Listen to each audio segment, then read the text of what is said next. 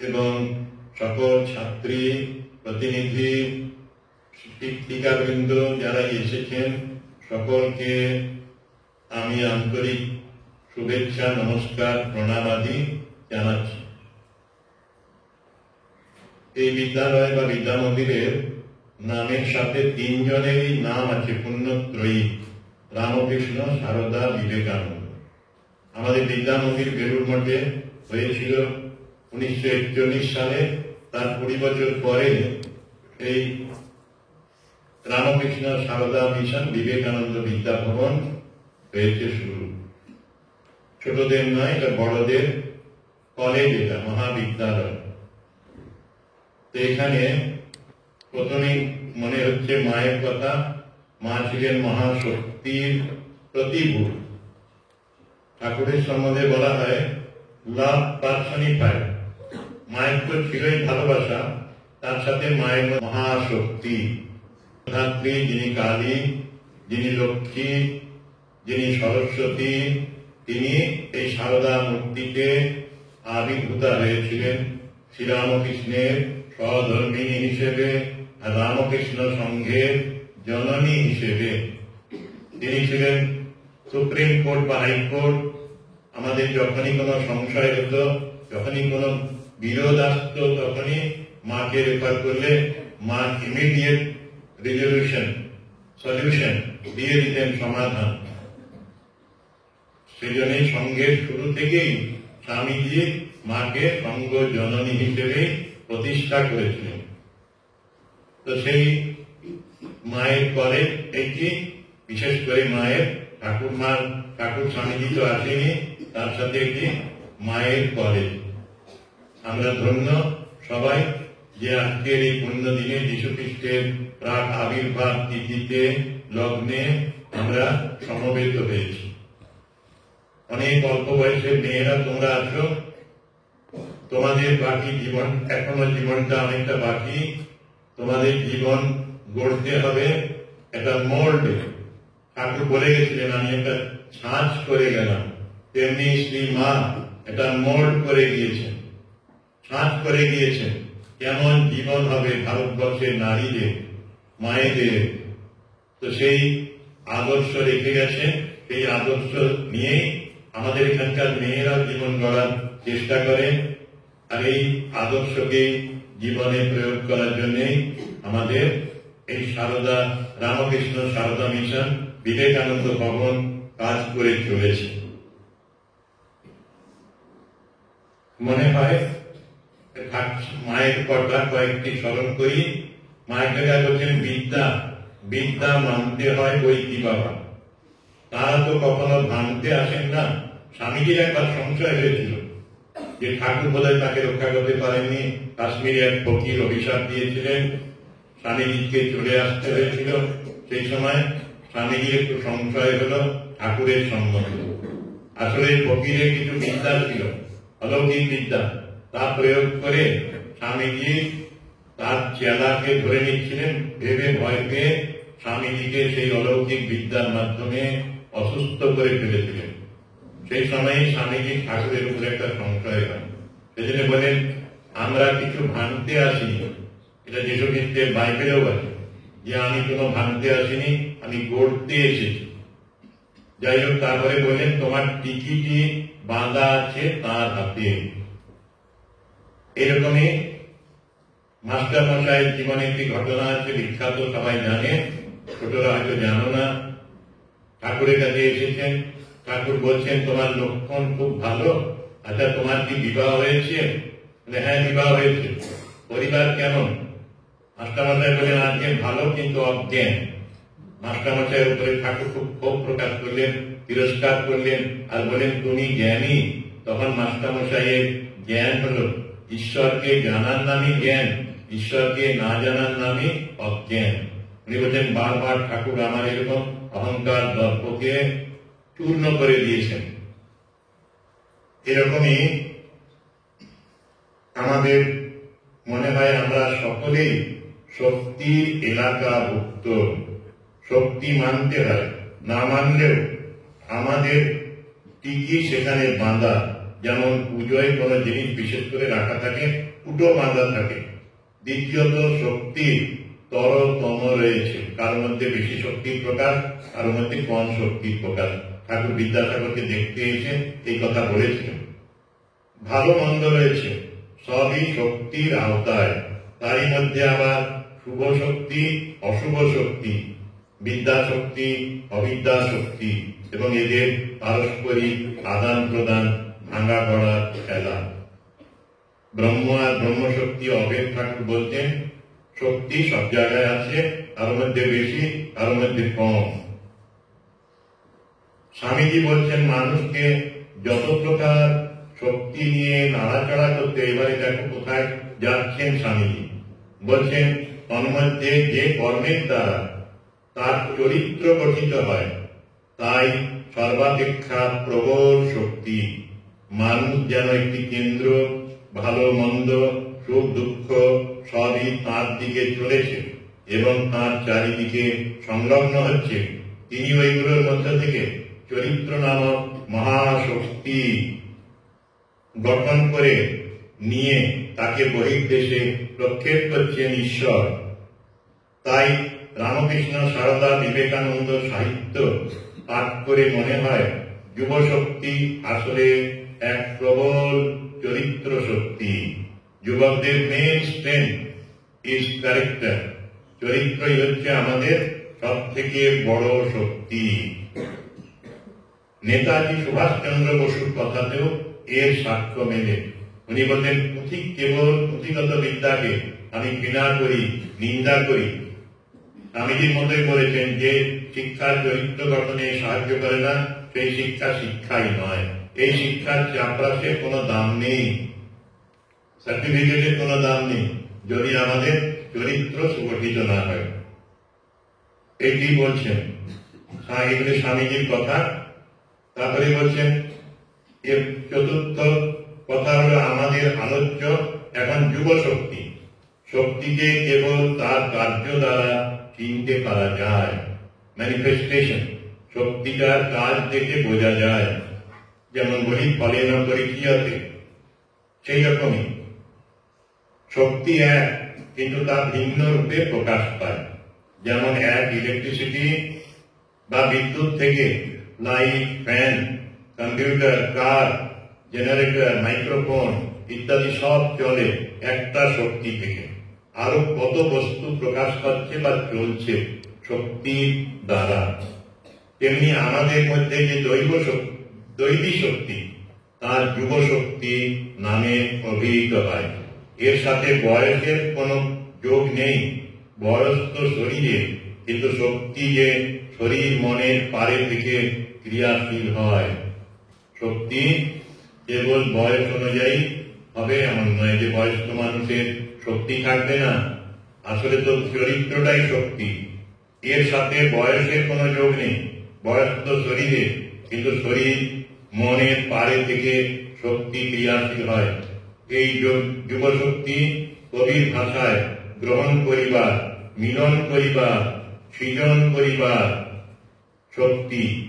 এটি শুধু যুবক যুবতীদের শক্তি নয়, যুব শক্তি শিশু ও বয়স্কদের মধ্যেও সমানভাবে ক্রিয়াশীল। আমার কাছে আফ্রিকানের কবি, এটি কবিতার কয়েকটি লাইন আছে বড় অদ্ভুত। তিনি বলছেন একবারে ছোট যারা, তাদের মধ্যেও শক্তি আছে। সেই শক্তি তারা খুব বেশি কাজে লাগাতে পারে, অক্ষয় ফুল ফোটাতে পারে। তারপরে বলছেন এটি কথার কথা তা নয়, কাজে পরিণত হয়েছে। কানাডার একটি ছেলে 6 বছর বয়স ছিল। সেই 6 বছর বয়সে ছেলেটি শুনল একদিন ক্লাসে আফ্রিকার ছেলে মেয়েরা পানীয় জলের অভাবে মারা যাচ্ছে। কি সমাধান বলা হলো যে ব্রিডিং মেশিন আর ডিপ টিউবওয়েল। ছেলেটি তার মা বাবাকে অনুরোধ করলো $2000 হলে একটা টিউবওয়েল হবে। মা বাবা তো প্রত্যাখ্যান করলে, বড় হও তারপরে অপরের কথা ভাববে। কিন্তু ছেলেটি দমে যায়নি। এই ছেলেটিকে নিয়েই কবিতাটি যেন লেখা হয়েছে। যারা ছোট আছো এসো মানুষের মাঝে, মজবুত নও তবুও লাগিবে কাজে। আলোকের দিকে ধীরে ধীরে তোলো মাথা, রবি আসিসিবে, সূর্য আশীর্বাদ করবেন, মেঘেরা ধরিবে ছাতা। কর্মের ক্লেশে ললাটে ধরুক জল, ফুটাও জগতে অক্ষয় ফুল ফল। এটি লেখক লিখছেন একটা শিশুর পক্ষে কি সম্ভব এ জগৎ অক্ষয় ফুল ফল? কেন শুধু ফুল ফল ফোটানো না, এ শুধু কবিতার কথা নয়। দৃঢ় সংকল্প এবং একনিষ্ঠতার ফলে কানাডার একটি 6 বছরের শিশু পরিকল্পনাকে কিভাবে বাস্তবে পরিণত করেছে, আজ আমরা তার কাহিনী শোনাবো বলে ভদ্রলোক লিখছেন। 2001 সালের রিডার ডাইজেস্টের জুন মাস সংখ্যায় এই রায়ান সুয়েল বলে একটি লেখা বেরিয়েছিল কয়েক পৃষ্ঠা। 6 বছরের শিশু কিভাবে দৈহিক পরিশ্রম করে একটা ডিপ টিউবওয়েল করেছিল, তারপরে যাবার ইচ্ছা প্রকাশ করেছিল। ঠিক এইরকমই 24শে ডিসেম্বর তার 2 দিন আগে এক বৃদ্ধা আলোচনা করছেন যে বৃদ্ধ বলছেন, বৃদ্ধাকে আমি তোমায় একটু কিছু উপহার দিতে চাই। উনি বললেন, রায়ান এবং তার প্যারেন্টসদের জন্য 3টে এয়ার টিকিট কেটে দাও, ওরা আফ্রিকায় যেখানে টিউবওয়েল রয়েছে সেখানে যাবে। রায়ানের বাবা মা যেতে রাজি নয়, পয়সা খরচ করতে হবে বলে। বৃদ্ধাকে বলে দিলেন, 3টে টিকিটের ব্যবস্থা করলেন। রায়ান উইথ হিজ প্যারেন্টস চলে গেল উগান্ডা, যেখানে ওর টাকায় ডিপ টিউবওয়েল হয়েছিল। ছেলেরা তো লাফিয়ে এলো ছুটে ছুটে, রায়ান রায়ান বলে। তারপরে ওকে নিয়ে গেল, ওকে দিয়ে ফর্মাল ইনঅগারেশন করালো, উদ্বোধন করালো টিউবওয়েলের। তখন তার বয়স প্রায় 7 থেকে 8-এর মধ্যে। দেখে খুব পরিতৃপ্তি হয়েছিল। রাত্রিবেলায় মা প্রেয়ার করলেন যিশুর কাছে। সে একটা শেষ লাইন জুড়ে দিল, দেখো ঠাকুর ভগবান, কোন স্থানে যেন শিশুদের পানীয় জলের অভাব না হয়। এর মধ্যে রায়ান একটা ড্রিলিং মেশিনেরও ব্যবস্থা করেছিল $25,000 দিয়ে। আগেরটা $2,000, এটা $25,000। ওর জন্ম হয়েছিল ওই 92 সালে, 1892, 1998 এর ঘটনা এটি। তারপরে 2000 সালেও গিয়েছিল উগান্ডা। তারপরে ফিরে এলো, এসে তার স্বপ্ন আরো টিউবওয়েল করতে হবে। আরো 30টা টিউবওয়েল করেছিল 12 বছর বয়সের মধ্যে। এত অল্প বয়সে এত কাজ কেউ করে। ওই যে যুবশক্তি, মাতৃশক্তি তার ভেতরে কাজ করেছিল। মেয়েরা যদি তোমরা কখনো মাস্টারদা সূর্য সেনের জীবনী পড়ো, 2টি জীবনী খুব ভালো, একটি চিন্ময় চৌধুরীর লেখা আর একটি অশোক মুখোপাধ্যায়ের লেখা ছোট জীবনী পড়ে দেখবে মাস্টারদার সঙ্গী কারা ছিল। তাদের সবার বয়স ছিল অধিকাংশ 19 থেকে 24, 19 to 24। ঝাঁসি রানী, তিনি জন্মেছিলেন 35 সালে, 1935-এ, আর 58 সালে 23 বছর বয়স হয়নি। সেই সময় ইংরেজের সাথে লড়তে লড়তে মারা গিয়েছিলেন। প্রীতিলতা ওয়েদার 21 বছরের মেয়ে, সে ব্রিটিশ রাজের সাথে যুদ্ধ করেছিল মাস্টারদার নেতৃত্বে। অদ্ভুত এই ঘটনাগুলি, তাতে বোঝা যায় যুবশক্তি বিভিন্ন এজের মানুষের মধ্যে কাজ করে। একটা বুড়ো মানুষ ছিল গয়াতে, সেই বুড়োটি স্ত্রী মারা গেলেন পাহাড় পথে যেতে যেতে। অসুস্থ হয়েছিলেন, গাড়িতে নিয়ে যেতে যেতে অনেকটা পথ যেতে হয়। গেলো বলে জায়গাটা, মাউন্টেন ম্যান এখন সিনেমা হচ্ছে, সেই মানুষটার ছবি পাওয়া যায়। কি অপরূপ শক্তি ভেতরে ঠাকুর দিয়েছেন, ভগবান দিয়েছেন। সেই শক্তি নিয়ে 22 বছর একা নিজের কাজ করার পরেও দিন রাত কেটেছেন, শাবল আর হাতুড়ি দিয়ে রাস্তা করেছেন, পাহাড় কেটে রাস্তা করেছেন। অসম্ভব শক্তি। সেজন্যই স্বামীজি বলতেন যে each soul is potentially divine. The goal is to manifest this divinity within. Strength is life, weakness is death. Struggle, struggle, struggle. উনি বলতেন যে freedom is the eternal song of the soul.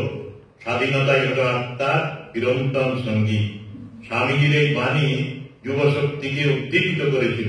কি ছেলেরা কি মেয়েরা যে কোনো বয়সের তারা এই স্বাধীনতা সংগ্রামে মেতে উঠেছিলেন।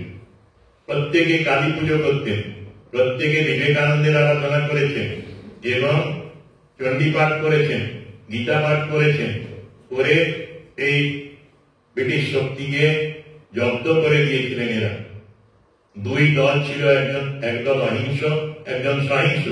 দুই দলে মিলে ব্রিটিশ সরকার নাস্তানাবুদ হয়ে গেল, শেষ পর্যন্ত ছেড়ে যেতে হলো। স্বামীজি সেই 1897 চিকাগো থেকে ফিরে যখন এসেছিলেন, যুব শক্তি তার কাছে একটা অ্যাপিল করল যে স্বামীজি আপনি নেতৃত্ব দিন, আমরা তাড়াতাড়ি দেশটাকে স্বাধীন করব। স্বাধীনতা আমি এক্ষুনি এনে দিতে পারি, কিন্তু স্বাধীনতা রক্ষা করবে কে? মানুষ কোথায়? আগামী 50 বছর ভারত মাতাই তোমাদের একমাত্র আরাধ্যা দেবী হন। অদ্ভুত স্বামীজি। ঠিক 1947 দেশ স্বাধীন হল। স্বামীজির ভাব নিয়ে এই ছেলেরা সবাই আত্মাহুতি দিয়েছিল। ক্ষুদিরামের বয়স তখন 18 বছরের ছেলে। আমি একবার রক্তদান শিবির পরিচালনা করছিলাম আমার কলেজে, রহড়া কলেজে। একটা 20-21 বছরের ছেলে কাঁপতে শুরু করলো, গাছ যেমন ঝড়ে কাঁপে।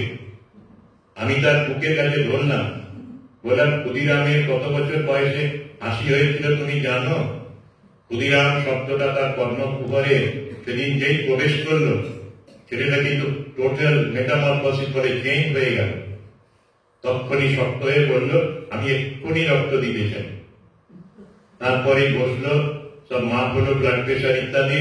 তারপরে তার লক্ষণ দেখে বোঝা গেল সে রক্ত দিতে পারে। তৎক্ষণাৎ রক্ত দিয়ে দিল। একটা মন্ত্র ক্ষুদিরাম। তেমনি কেউ যদি পড়ে বাঘাযতীন, এই তাঁর যে লড়াই, মাস্টারদা সূর্য সেনের যে লড়াই, দেশের জন্য টোটাল স্যাক্রিফাইস, এইগুলো দেখলেই শুনলেই আমাদেরও কিন্তু একটু ত্যাগের ভাব আসবে। এখন দরকার স্যাক্রিফাইস। স্বামীজির চরিত্র সম্বন্ধে সংজ্ঞা দিতে গিয়ে অনেকগুলো কথা বলেছেন। ওইগুলোকে সব একত্রে একটা চার্ট করে, একটা টেবিল করে বা ছবি করে দেওয়া হয়েছে, তোমাদেরও দেওয়া হবে। চরিত্রের গুণ সেটাতে দেখবে। বলছেন আমাদের এখন যা দরকার এই দেশে চরিত্র। চরিত্র কি করে গড়বে? আত্মমর্যাদা, সেলফ রেসপেক্ট, আত্মসম্মান। আমি যে মানুষ, ঠাকুর বলতেন মানুষ। একজন জেন মাস্টার তিনি বলছেন সংক্ষেপে ধর্ম সম্বন্ধে, essence of religion or spirituality is awareness. Be aware that you are a human being. You cannot do anything and everything. You must have some sort of control over yourself. তোমার নিজের উপরে সংযম প্রয়োজন। তো সেই অ্যাওয়ারনেস, আত্মসম্মান, self respect. আর কি দরকার? সেলফ রিলায়েন্স, সেলফ কনফিডেন্স, আত্মবিশ্বাস, আত্মনির্ভরতা, সেলফ কন্ট্রোল, আত্মসংযম। ছেলে মেয়েদের এগুলি খুব বেশি করে প্র্যাকটিস দরকার। আরেকটা প্রয়োজন, সেটা শেষ কথা, আত্মত্যাগ, সেলফ স্যাক্রিফাইস। আমার একটা বিচিত্র অভিজ্ঞতা আছে, তোমরা শুনলে হাসবে। মেয়েরা পরীক্ষা নিচ্ছিলাম একটা গ্রুপ ডি স্টাফের জন্য, জেনারেটর অপারেটর। পরীক্ষার খাতা দিচ্ছিলাম আমি নিজেই। প্রথমে একটা শর্ট লিস্ট করার জন্য কিছু নির্বাচিত ছেলেকে নিয়ে আবার ইন্টারভিউ করব। তখন একটা প্রশ্ন ছিল, কলকাতা বিশ্ববিদ্যালয়ের ভাইস চ্যান্সেলরের নাম লিখুন, উপাচার্য। প্রথম খাতাটা দেখতে গিয়ে আমি আশ্চর্য হয়ে গেলাম।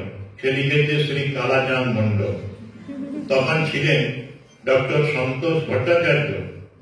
How Santosh becomes Kalachand and Bhattacharya becomes Mondal. আমার মাথা ঘুরে যাওয়ার মতো হয়েছিল। তারপরে সব খাতাগুলো দেখার পরে আমি সমাধান পেয়ে গেলাম। একটা ছেলে ছিল, তার নাম ছিল কালাচাঁদ মন্ডল।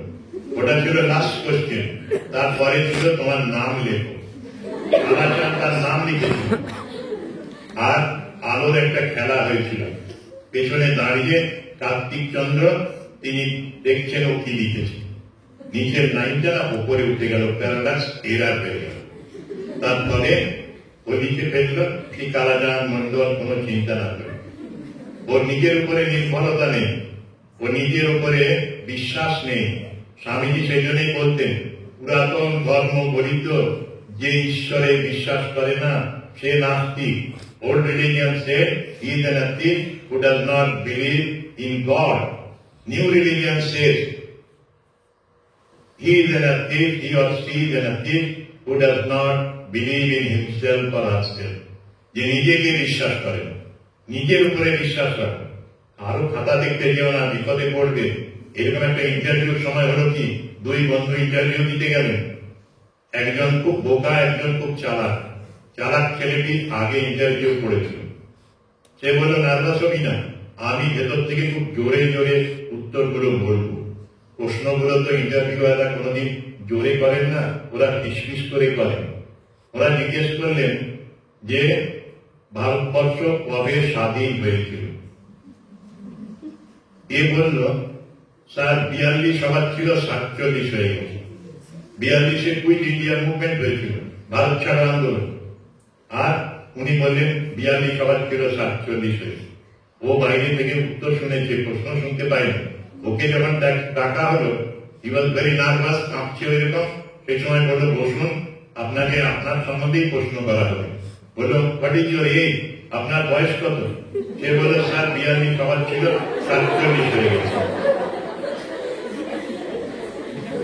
এবারে একে জিজ্ঞেস করা হলো, প্রথম স্মার্ট ছেলে, একটা স্মার্ট আর ক্যামেরা দুটো ফোন আছে বুঝলেন তো, স্মার্টফোন। সে বলছে, তাকে প্রশ্ন করা হলো যে ভারতবর্ষের একজন মহাপুরুষের নাম করুন। সে এত স্মার্ট, সে বলল অনেক তো ছিলেন, একজনের নাম বললে অপরকে ছোট করা হবে, আমি সেটা করতে চাইনি। এই দ্বিতীয় ছেলেটাকে প্রশ্ন করা হয়েছিল যে আপনার বাবার নাম বলুন। সে চিন্তা না করে মুখস্থ করেছে এবং বলেছে অনেক তো ছিলেন, কার নাম করব, একজনের নাম বললে অপরকে ছোট করা হবে। শোনাই পারে লাস্টটা খুব ক্লাইম্যাক্স। তারপরে প্রথম ছেলেটিকে গিয়ে বললেন যে এবারে বলো নেতাজির মৃত্যু সম্বন্ধে তোমার ধারণা কি? সে বলল এখনো অনুসন্ধান চলছে, এনকোয়ারি চলছে, এনকোয়ারি শেষে বলে যাবো আপনাদের। ইন্টারভিউটা ওয়েট করবে ওদের জন্য, ওর জন্য চাকরি ওয়েট করবে। আর ওকে যখন বাবার কথা বলা এরকম বাজে উত্তর দিয়েছে, তাকে বলল আপনি কি পাগল হলেন নাকি? সে বলল স্যার এর সম্বন্ধে এনকোয়ারি করছে, এনকোয়ারি শেষে বলে যাবে।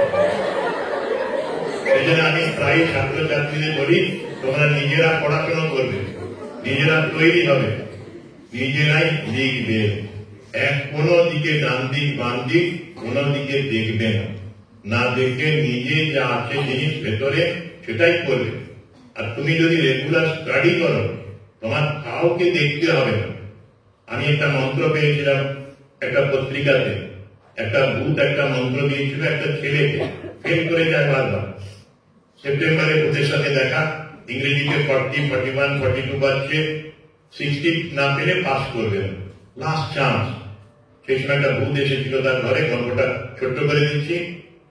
সে ভূতের কাছে একটা মন্ত্র চাইল যেটা অভ্যেস করলে সে ভালো রেজাল্ট করবে। ভূত বললো আমি এমন মন্ত্র দিব রে তুই স্টেটে ফার্স্ট হবে ইংরেজিতে, কম্পার্টমেন্টাল হলো ইংরেজি তোমার হবে হাইস্ট মার্ক।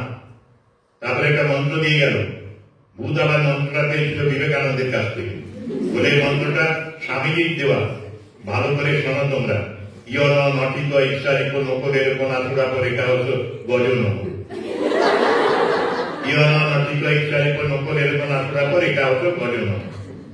এই ছেলেটা অনেকবার পড়লো, তারপরে দেখলো এই তো কোনো ল্যাঙ্গুয়েজই নয়, ফিট করছে না, তখন উল্টো দিক থেকে পড়লো। পড়ে দেখলো অদ্ভুত মন্ত্র, মনোযোগ সহকারে পড়াশোনা করলে কোনো পরীক্ষায় কঠিন নয়।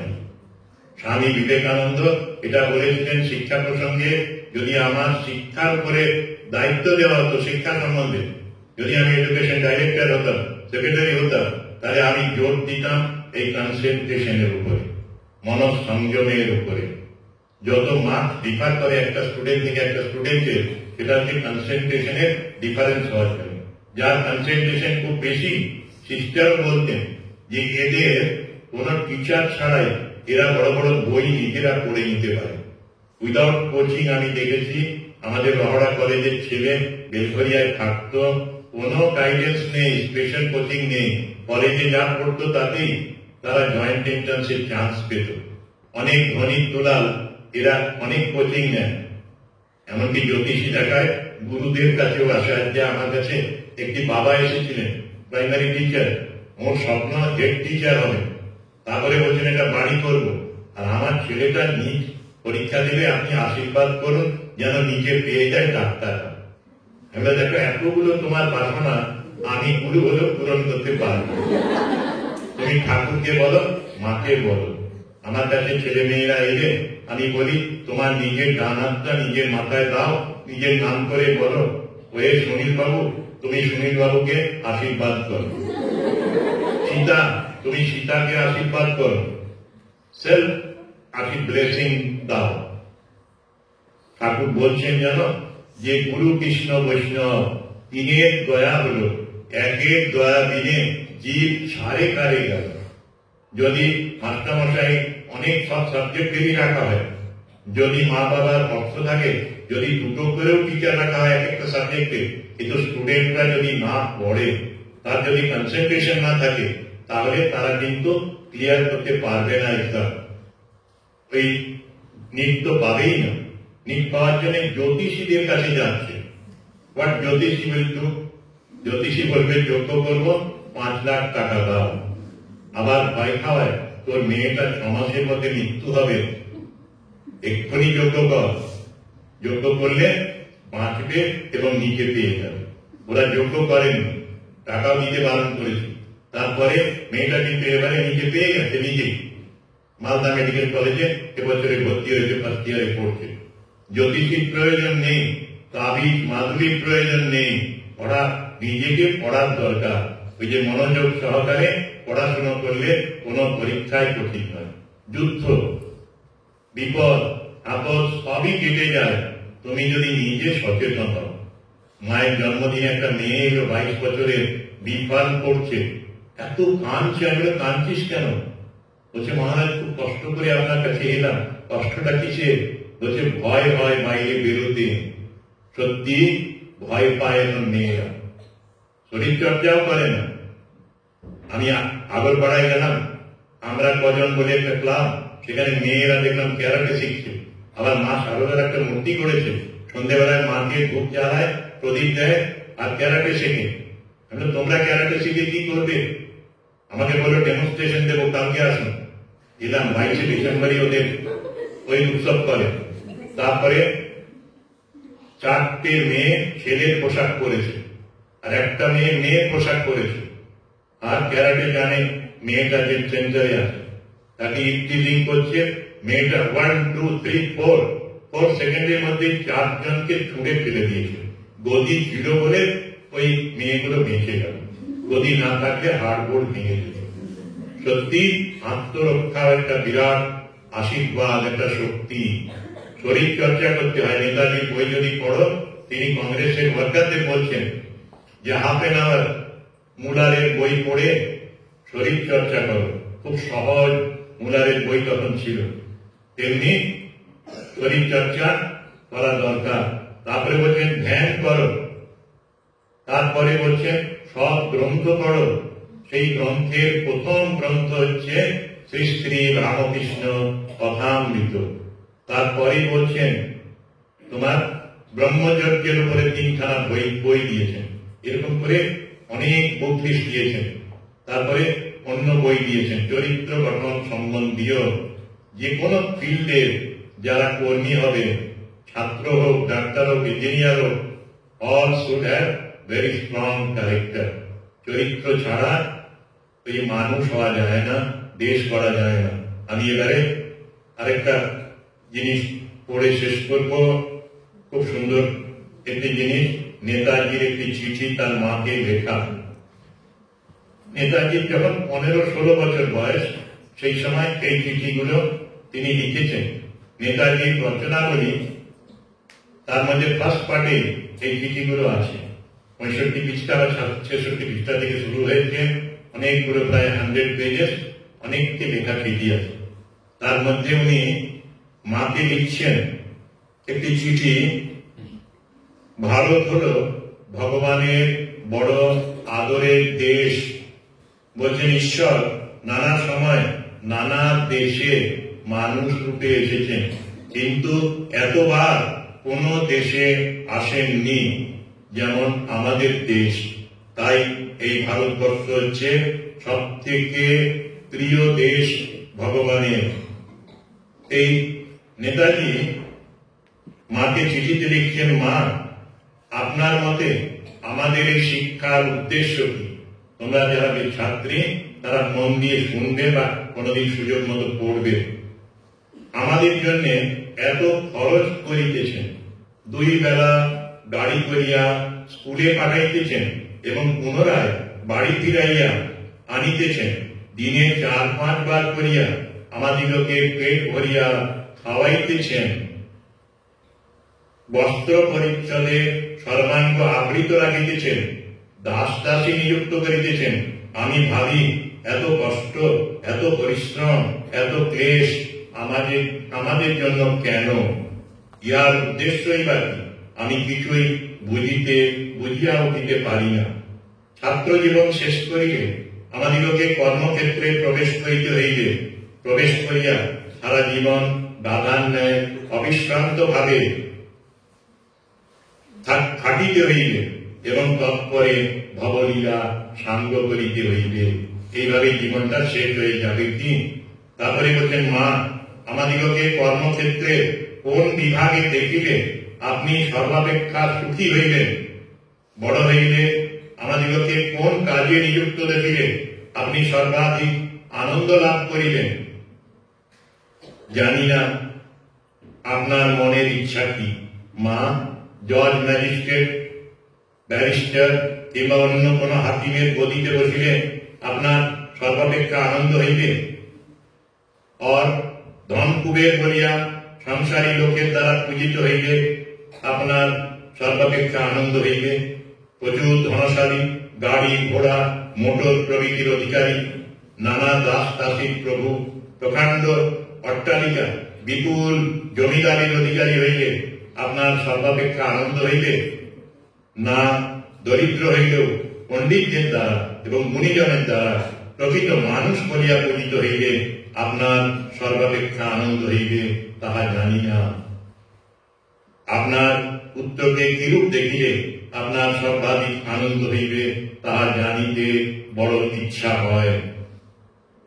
দয়াময় ভগবান আমাদিগকে মানব জন্ম, সুস্থ দেহ, বুদ্ধি, শক্তি প্রভৃতি অমূল্য পদার্থ দিয়াছেন কেন? তাহার পূজা এবং তাহার সেবারই জন্য। অবশ্য তিনি এত দিয়াছেন, কিন্তু মা আমরা কাজে করি কি বড় কষ্ট হয়, ভাবিলে মর্মাহত হইতে হয়। যিনি আমাদের জন্য এত করিতেছেন, তিনি কি সম্পদে বিপদে, কি গৃহে কি অরণ্যে সর্বদাই আমাদের বন্ধু।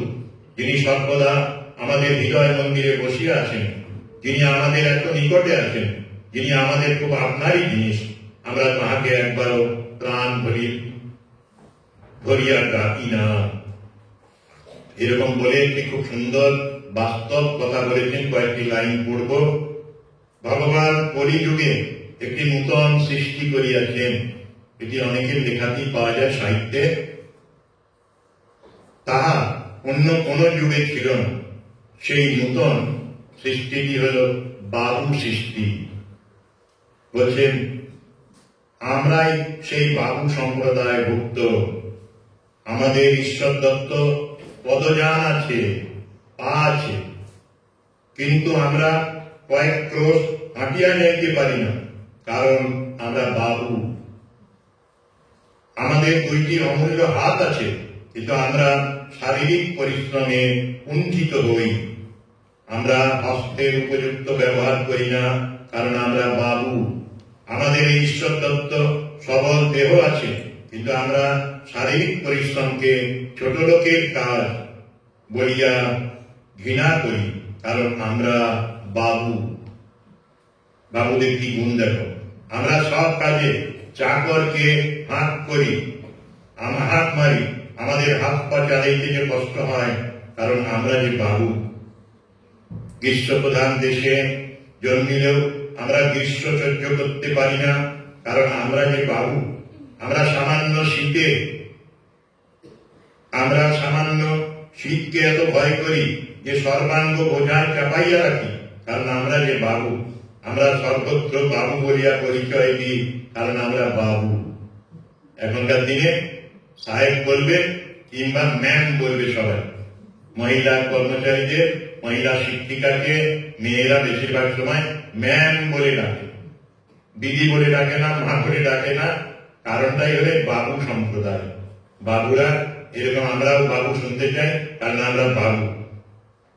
এইরকমই আমাদের বলছেন পশু অপেক্ষা আমরা অধম, কারণ আমাদের জ্ঞান ও বিবেক আছে, পশুদের তাও নাই। জন্মাবধি সুখের এবং বিলাসিতার মধ্যে লালিত পালিত হওয়াতে আমরা তিলমাত্র কষ্ট সহিষ্ণু হইতে পারি না। এই কারণে ইন্দ্রিয়গণকে জয় করিতে পারি না। সারা জীবন আমরা এইরকমই বলছেন ইন্দ্রিয়ের দাস হইয়া আমরা এক দুঃখহ জীবন ভার বহন করি। নেতাজি কেবল এই যে মাকে চিঠি লিখছেন বা যুব শক্তিকে প্রেরণা দিচ্ছেন, আমাদের জাতির একটা আদর্শ আছে, ত্যাগ হলো আমাদের আদর্শ, সেবা হলো আমাদের আদর্শ। স্বামীজির বই পড়েছিলেন 15 বছর বয়স থেকে, সেজন্য স্বামীজির কথা তার মুখ দিয়ে অন্যভাবে বেরিয়েছে। তিনি ধ্যান করতেন খুব বেশি।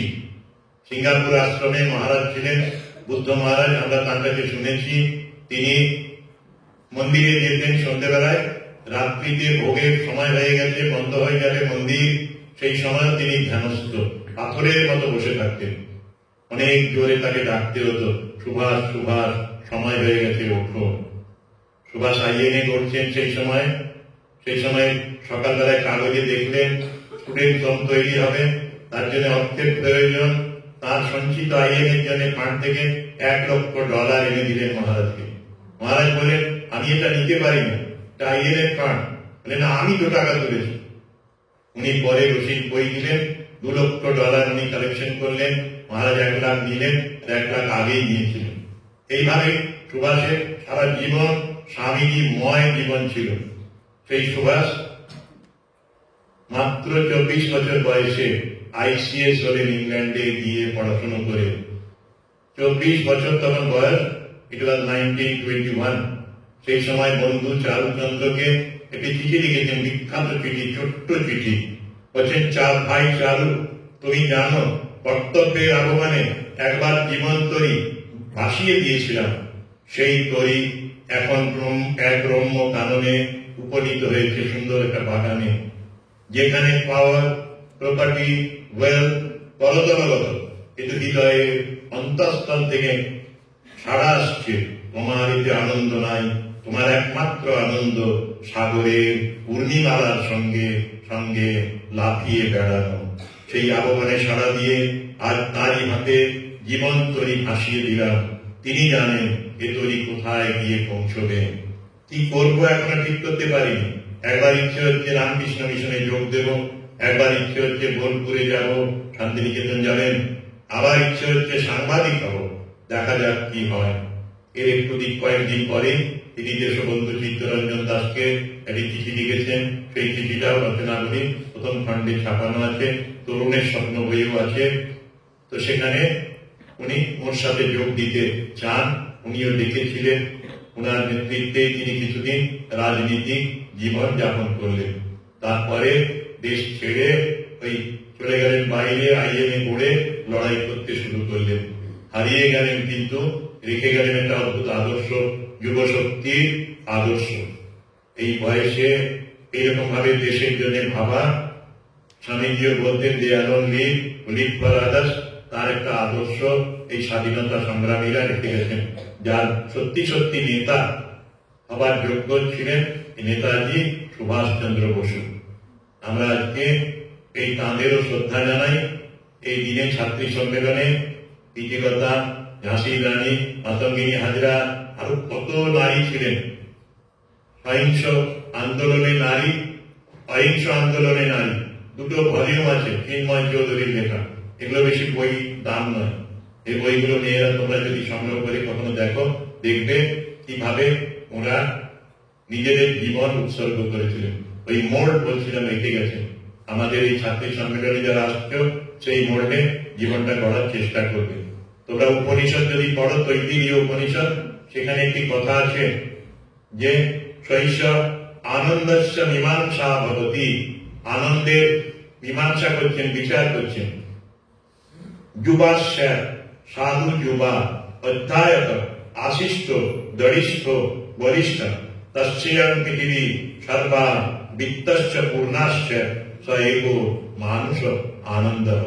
মানুষের আনন্দ কি করে পাওয়া যাবে মানব শরীর লাভ করে? বলছেন কেউ যদি বয়সে যুবা হয়, সে যদি সাধু যুবা, মানে মাতাজি বা সন্ন্যাসী হতে হবে এমন নয়, যে বোন টু বোন অনেস্ট হবে। সাধু যুবা অধিক বেদ, সর্বোত্তম শাসক, সুদৃঢ় শরীরযুক্ত এবং বলবত্তম হয়। যদি বৃত্তে পরিপূর্ণ সমগ্র ধরনী তাহার হয়, তবে তাহার যে আনন্দ, উহাই মানুষের আনন্দ। আমাদের টার্গেট হচ্ছে আসলে মানুষের আনন্দ। সুন্দর, সৎ, একটি ভালো মানুষ হওয়ার জন্য আমরা এসেছি। যাই হোক, আজকের এই দিবস, এই ছাত্রী সম্মেলন সার্থক হোক। সকলে তোমরা এখানে এসে সমৃদ্ধ হবে, এই জন্যই এটি করা। এই যে কাজটি সফল হোক, এই প্রার্থনা করি ঠাকুর মা স্বামীজির কাছে। আমার সময় হয়ে গেছে, আমি এখানে ইতি দেব। এরপরে আরো বক্তারা আছেন, তারা কাজ করবেন। আমি তোমাদের জন্য কিছু বই এনেছি, পরে মাতাজি দিয়ে দেবেন। বেদর গোপালনাথ তার টিম তিনটে বই এনেছি, যত সংখ্যায় আছে ভাগ করে দেওয়া হবে। চরিত্রের গুণ, মায়ের কথায় গল্প শোনো, আর ভারতের নিবেদিতা। আর একটা করে ফটো দেওয়া হবে তোমাদের। হ্যাঁ, এগুলো রাখলাম, মানে আমি কিন্তু এতগুলো দিতে পারবো না সময় হবে। হ্যাঁ, মহারাজ এই বইগুলো তোমাদের জন্য এনেছি। এই চরিত্রের গুণ আর নাই, এই তিনটে বই মহারাজ সকলকে, মায়ের ছবি আছে আর তার সঙ্গে মায়ের ছবি, আর একটা করে লজেন্স হবে। 500 লজেন্স। ঠিক আছে, তোমরা এই বইগুলো নিয়ে কিন্তু পড়বে, এটুকু আমার অনুরোধ। আর বাড়িতে ভালো করে রেখে দেবে। মাঝে মাঝে যখনই কোনো যদি প্রবলেম হয়, সত্যি বলছি, হতে পারে জীবনটাই প্রবলেমে ভরা, সমস্যা নেই এমন জীবন নেই। যত বয়স হবে তত দেখবে প্রবলেম প্রবলেম প্রবলেম প্রবলেম বাড়বে। আমি মাঝে মাঝে রসিকতা করে বলি, সমস্যা থেকে মুক্তির উপায় হলো গরম গরম সামোসা খাওয়া। কিন্তু সত্যি সমস্যাতে প্রবলেম সলভ হবে না, প্রবলেম বেড়ে যেতে পারে, পেটের গোলমাল হয়ে যাবে।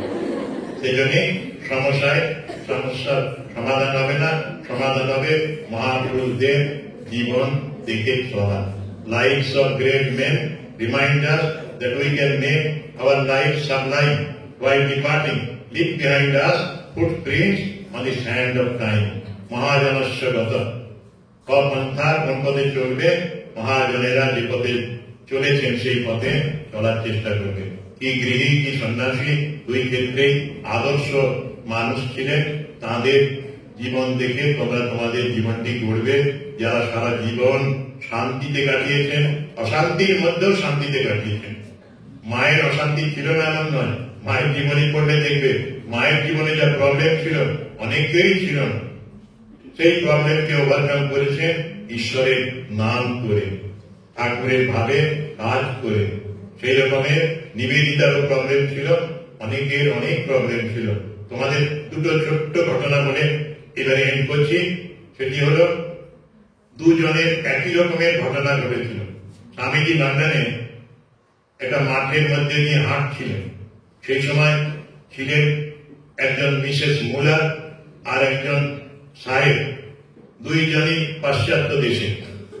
একটি ক্রুদ্ধ ষাঁড়, বিরাট বড় ষাঁড়, লাল চোখ, ছুটে ছুটে আসছে। সাহেব বাবাজি ছুটে পালিয়ে গেছে মেয়েটাকে ফেলে দিয়ে, মহিলাকে। মহিলা নার্ভাস হয়ে পড়ে গেছেন মাঠের মধ্যে, আর কয়েকটা স্টেপ এলেই ষাঁড় ওর পেটে বা শরীরে যদি পা লাগায় মেয়েটা মারা যাবে মূলত। স্বামী বিবেকানন্দ কি করবেন? তিনি চলে এলেন ওই মহিলা এবং ষাঁড়ের মাঝে। ষাঁড় এসে পৌঁছতে পারবে না স্বামীজিকে অতিক্রম না করলে। স্বামীজি কাছে ষাঁড়টা এসে দাঁড়ালো, আর স্বামীজিকে দেখলো যেন, তারপরে অন্য রাস্তায় চলে গেল। ঠিক স্বামীজি সেই সময় বলছেন, জানো আমি কি করছিলাম? আমি তখন একটা অঙ্ক করছিলাম, ষাঁড়টা যদি মুতোয় আমাকে, আমি কত দূরে গিয়ে ছিটকে পড়বো।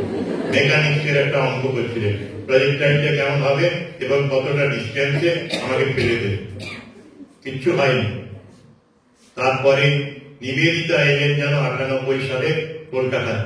বাগবাজারে আছেন, বাগবাজার স্ট্রিট ধরে হাঁটছেন। দীনেশ সেন সাহিত্যিক হয়েছিলেন, পরে স্বাধীনতার সম্বন্ধে ভাবতেন। দীনেশ আর সিস্টার দুজনে হাঁটছেন, মুখোমুখি এরকম একটা ষাঁড় ছুটছে। সেই সময় দীনেশ পালিয়ে গেল নিরাপদ আশ্রয়ের জন্য। সেই সময় সিস্টার দাঁড়িয়ে রইলেন। সিস্টারের কাছে ষাঁড়টা এলো, আবার অন্য রাস্তায় চলে গেল। সিস্টারকে টাচও করলো না। What the son of what the father, what the daughter of what the father. Sister যেমন তার গুরু তেমন, একই জিনিস। এই হলো আসলে ইনার স্ট্রেংথ, এইটি চরিত্র শক্তি, এইটি যুব শক্তি। প্রত্যেকের ভেতরে এটা আছে, বৃদ্ধদের মধ্যেও আছে, আর যুবকদের মধ্যে আছে, শিশুদের মধ্যে আছে। যাই হোক, তোমরা ভালো থেকো, এই প্রার্থনা।